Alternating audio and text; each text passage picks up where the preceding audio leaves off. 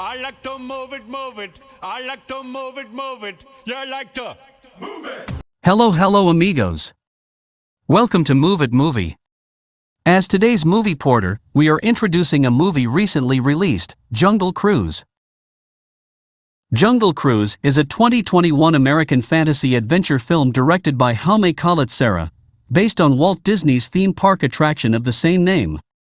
The film stars Dwayne Johnson, Emily Blunt, Edgar Ramirez, Jack Whitehall, Jesse Plemons, and Paul Giamatti, and follows the captain of a small riverboat who takes a scientist and her brother through a jungle in search of the Tree of Life. Join fan favorites Dwayne Johnson and Emily Blunt for the adventure of a lifetime on Disney's Jungle Cruise, a rollicking thrill ride down the Amazon with wisecracking skipper Frank Wolff and intrepid researcher Dr. Lily Houghton. Lily travels from London, England to the Amazon jungle and enlists Frank's questionable services to guide her downriver on L'Aquila, his ramshackle but charming boat. Lily is determined to uncover an ancient tree with unparalleled healing abilities possessing the power to change the future of medicine. Thrust on this epic quest. Together, the unlikely duo encounters innumerable dangers and supernatural forces, all lurking in the deceptive beauty of the lush rainforest. But as the secrets of the lost tree unfold, the stakes reach even higher for Lily and Frank, and their fate in mankind's hangs in the balance. Their lack of chemistry is not fatal to the film. Director Jaume Collet-Serra creates a romp of a picture booby-trapped with adventure movie tropes, arcane curses, snakes, evil Germans, which, while they might seem familiar to Indiana Jones fans, still combine to make for a decent family flick. It's just that a movie that requires its characters to mend a broken heart as part of an ancient riddle should probably have a heart to begin with. First, your lovable scamp of a skipper. His name is Frank Wolff, but feel free to call him Dwayne Johnson. This is a great example of what a movie star, a real one, does when you hire them, gives you their screen persona, and molds it to fit the container without changing the essential recipe. It's the one big difference between this and Disney's other big cinema amusement park entry, in that Depp injected everything an odd sense of unpredictability and Johnson gives us the reassuring feeling we're watching a Dwayne Johnson movie. Except this time, it happens to be 1916, we're deep in the Brazilian rainforests, and the star is smiling instead of seriously scowling. Wolff is a tour guide who runs his trusty boat up and down the Amazon for gullible tourists, which is distinguished by the captain's facepalm-inspiring banter. Maybe you forgot for a nanosecond that the movie is based on the ride, distinguished by a running commentary of puns ranging from bad to very bad to make it stop, make it stop. Anyone who's been to Disneyland in the past 50 years will recognize the jokes Johnson tells to his hostages, sorry, customers. The metagag is that even folks in 1916 thought these groaners were god-awful. Notably, even though the star's costumes and a waterfall sequence evoke the classic The African Queen, John Huston's comic romance/action film starring Humphrey Bogart and Katharine Hepburn, worth looking up if you've never watched it. The sexual chemistry between the two is non-existent, save for a few fleeting moments, like when Frank picks up the heroine's hand-cranked silent film camera and captures affectionate images of her. At times the leads seem more like a brother and sister needling each other than a will they or won't they bantering couple. Lack of sexual heat is often strangely a bug, or perhaps a feature, in films starring Johnson, the four-quadrant blockbuster king, though not on Johnson's HBO drama Ballers. Blunt keeps putting out more than enough flinty looks of interest to sell a romance, but her leading man rarely reflects it back at her. Fortunately, the film's tight construction and prolific action scenes carry it, and Blunt and Johnson do the irresistible force or immovable object dynamic well enough, swapping energies as the story demands.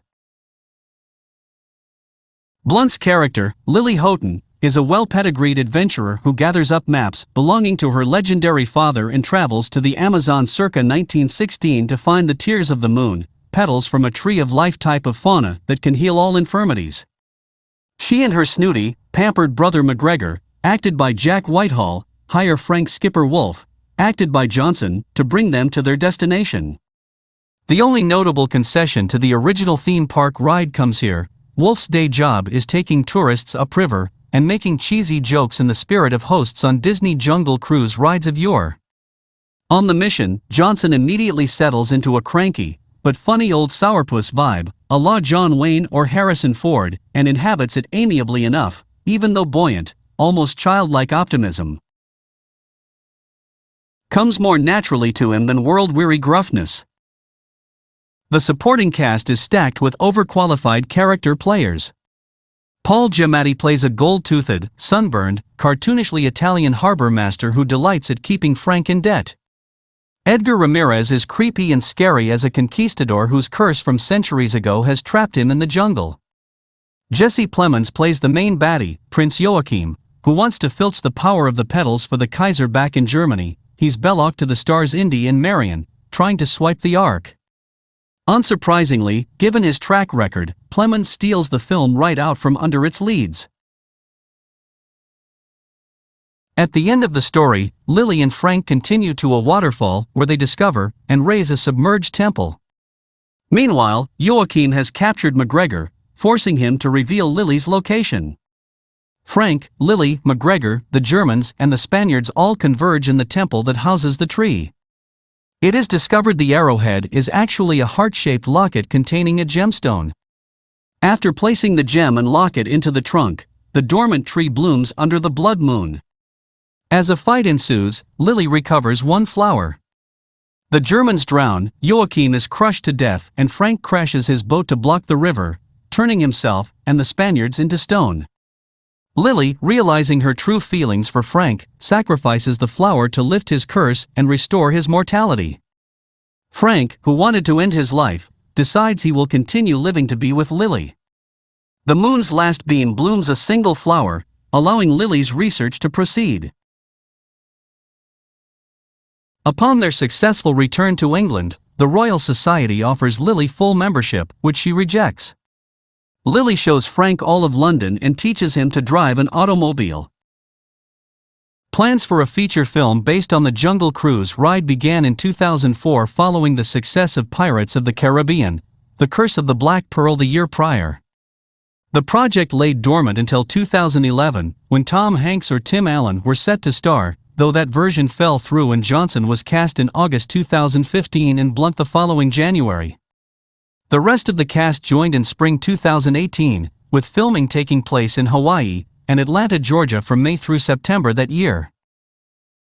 Following a year delay due to the COVID-19 pandemic, Jungle Cruise was released in the United States on July 30, 2021, simultaneously in theaters and digitally through Disney Plus with Premier Access. Over and over, we can see the far superior movie Jungle Cruise wants to be, a freewheeling, romantic, swashbuckling epic about a couple of beautiful, brave souls who bicker their way into each other's hearts, all the while facing off against the many dangers of the jungle and a variety of villains both human and supernatural. Its craft isn't quite as sturdy as some of the classic adventures it's indebted to, but Jungle Cruise remains a fun, family-friendly voyage. I like to move it, move it. I like to move it, move it. You like to move it. I like to move it, move it. I like to move it, move it. I like to move it, move it.